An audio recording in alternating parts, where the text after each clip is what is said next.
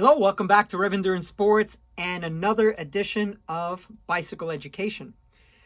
So on today's ride, today's Tuesday morning, we usually go out for about 40 to 50 miles on a Tuesday morning. And one of our riders picked up a staple and she got a puncture. And so we pulled over and I said, with this tiny little staple, if you were running tubeless, this would have sealed. And she's like, well, I can't run tubeless. And I said, well, you can, because these wheels, they're new.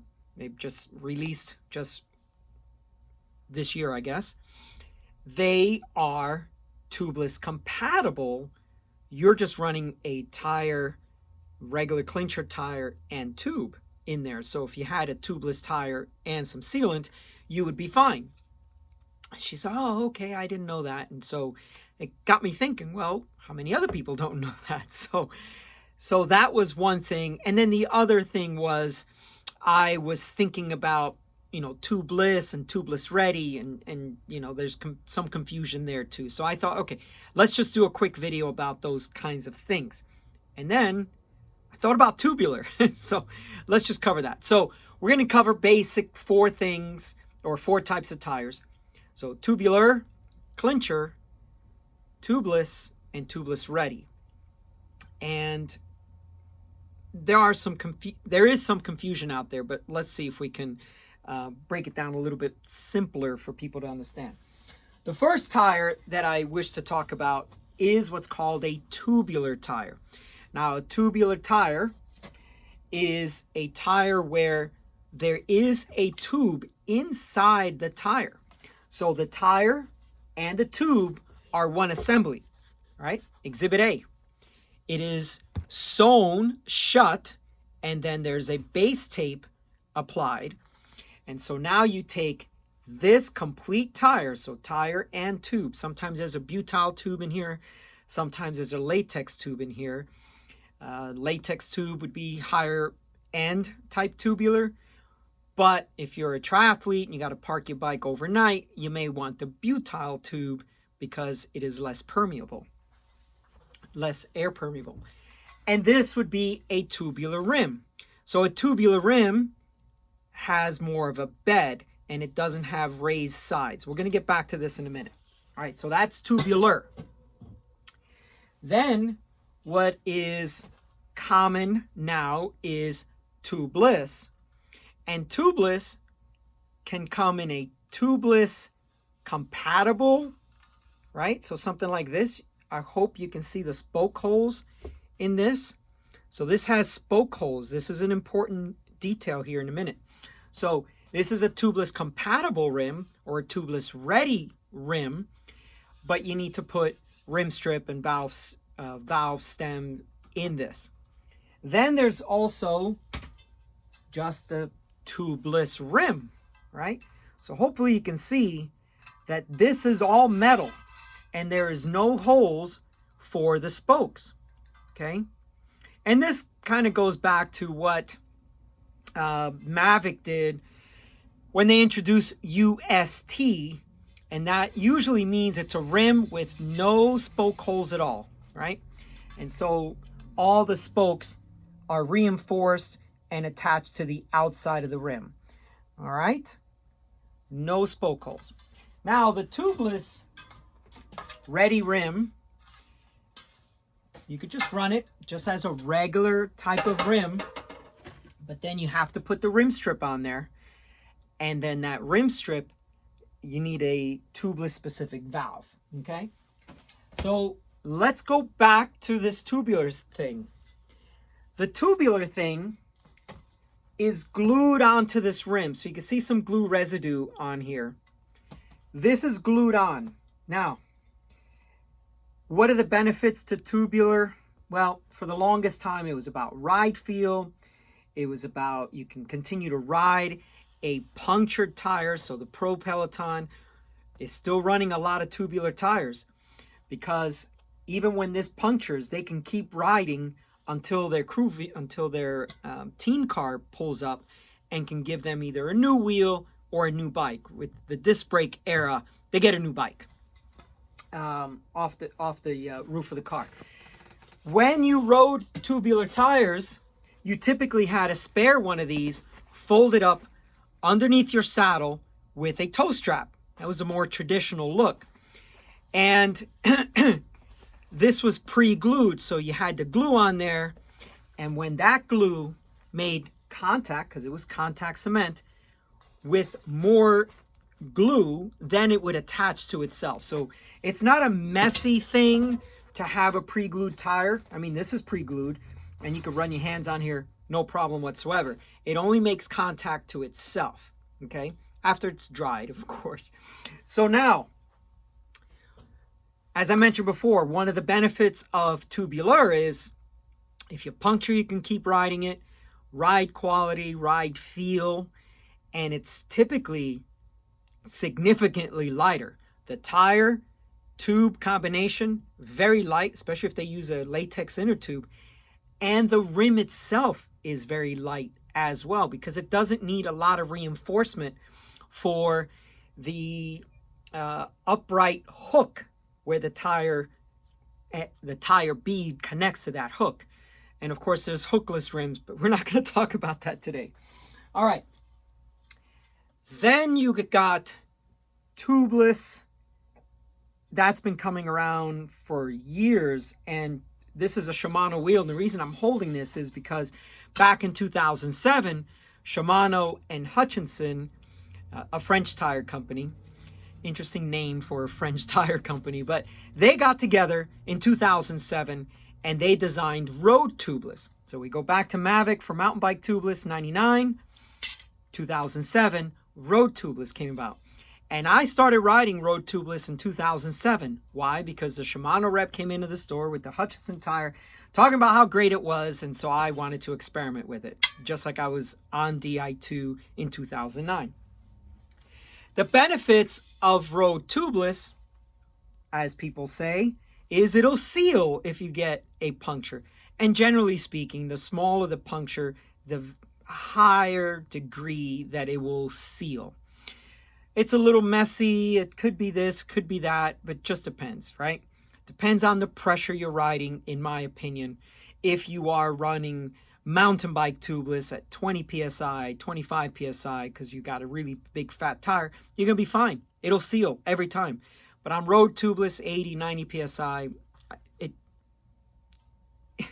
it's a crapshoot. Sometimes it does, and sometimes it doesn't seal. Now, with your tires, let's define this just a little bit more.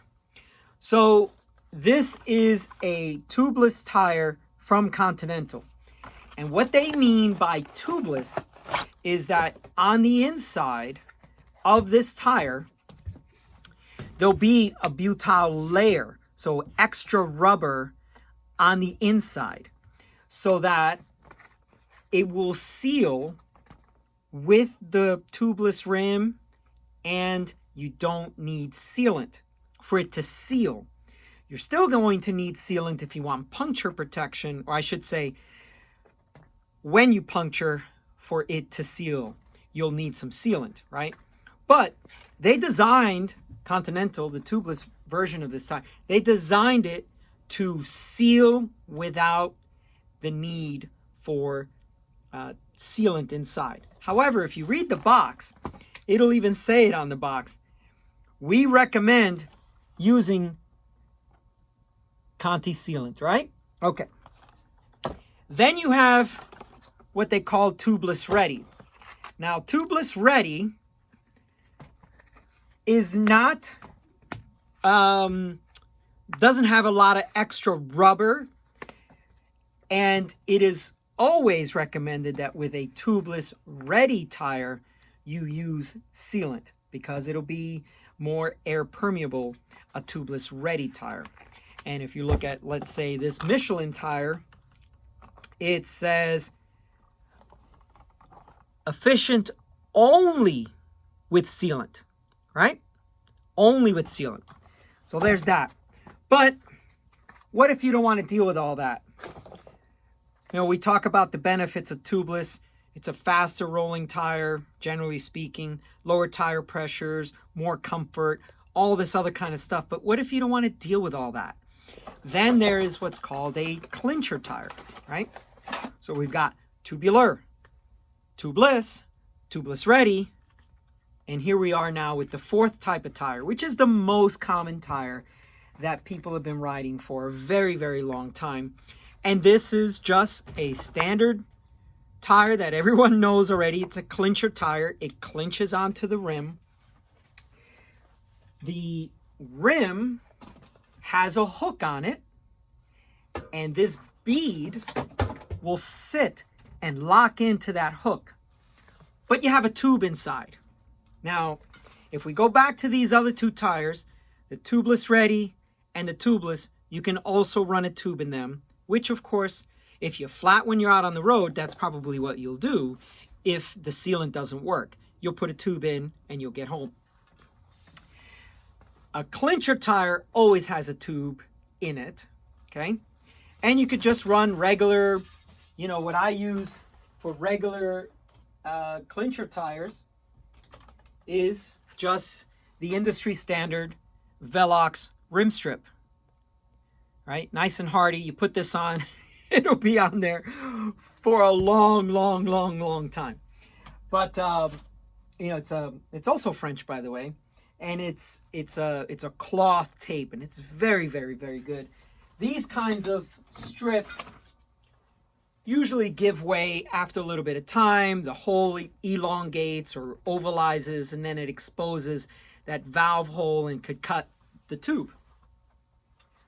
So when you look at a tubeless rim and, I'm sorry, a tubeless tire and a tubeless tire and a clincher tire, the difference will be in the bead, how it connects to the rim. You'll have a much sharper and stiffer edge here than you will on just a clincher tire. And if I could, let me see if I could have you see this up close. The clincher tire is on top and the tubeless tire is on the bottom. So you can see the difference between the two beads right there. Okay, well, I want to open it up to questions from here. You know, what are some of the myths you've heard? Who's running clincher? Who's running tubeless? Are any of you still running tubular? I rode tubular for a very, very long time. These are my tubular wheels. Usually when I was crew supported, so when I was doing my 500-mile races or when I did race across America, in the crew vehicle, I had spare set of tubular wheels, and my primary wheels were tubular wheels. It just, tubeless wasn't all that. I mean, there was only one tire choice, Hutchinson, for road tubeless, so I kept riding tubular instead of clincher. And just the ride quality, I mean, it's butter. It's really, really nice ride quality. So I still have some tubular wheels. At some point, I'll probably sell them. There's going to be some weight weenie out there because they're carbon, they're low profile stuff, and super light. This is like a Zip Z Tech wheel, which ceramic bearings, all that kind of stuff when that was a really big deal. But pretty much all of us, we ride clincher and tubeless or tubeless ready. So anyway, that's all for today. If you have questions, please post them down below. I'd love to hear some questions, see some questions and some comments from you folks. And please share this with your friends when there's a confusion of, oh, what's a tubular, what's a clincher, what is a tubeless or a tubeless ready? What is the difference? Share this with your friends. We just passed 2,000 subscribers. Next milestone, I'd like it to be 5,000 and then 10,000 and all that. So I need your help to get there. If you're watching this video and you've liked the content or you found some value in it, please like, share, and subscribe as well. Okay, thanks so much. Please like and share and subscribe, and we will see you up the road.